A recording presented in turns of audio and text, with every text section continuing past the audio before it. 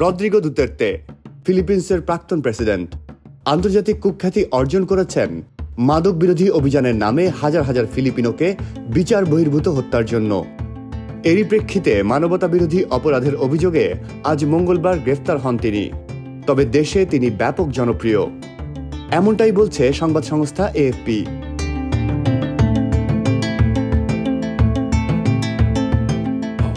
এই ঈদে জামা জুতো অ্যাক্সেসরিজের ডিসকাউন্ট। দুতের্তে ছিলেন একজন কঠোর পপুলিস্ট নেতা। তিনি নিজেকে স্বঘোষিত খুনি বলেও পরিচয় দিয়েছেন।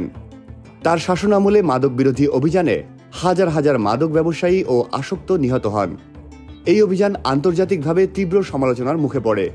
তবে ফিলিপাইনের অনেক নাগরিক তার কঠোর ও দ্রুত বিচার ব্যবস্থার সমর্থক ছিলেন।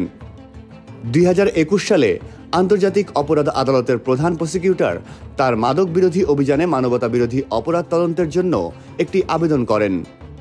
79 বছর বয়সী দুতের্তে বারবার দাবি করেছেন মাদকাসক্ত ও ব্যবসায়ীদের হত্যার জন্য কোনো সরকারি অভিযান ছিল না।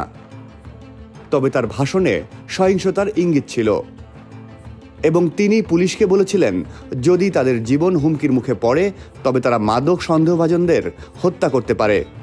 দুতের্তে দীর্ঘদিন দক্ষিণ ফিলিপিন্সের দাভাও শহরের মেয়র ছিলেন। সেখানে তার বিরুদ্ধে ভিজিল্যান্টি স্কোয়াডের সঙ্গে সম্পর্ক থাকার অভিযোগ ওঠে, যাদের মাধ্যমে 1000-এরও বেশি মানুষ হত্যার দাবি করেছে মানবাধিকার সংগঠনগুলো। দুতের্তে কখনো এই অভিযোগ স্বীকার করেছেন, আবার কখনো তা অস্বীকার করেছেন। 2025 সালের মাঝামাঝি সময়ে দাভাও শহরের মেয়র পদে প্রতিদ্বন্দ্বিতা করার পরিকল্পনা ছিল দুতের্তের। তবে এই নির্বাচনের আগেই হংকং সফর শেষে ম্যানিলার আন্তর্জাতিক বিমানবন্দরে ফেরার সময় তাকে গ্রেফতার করা হয়।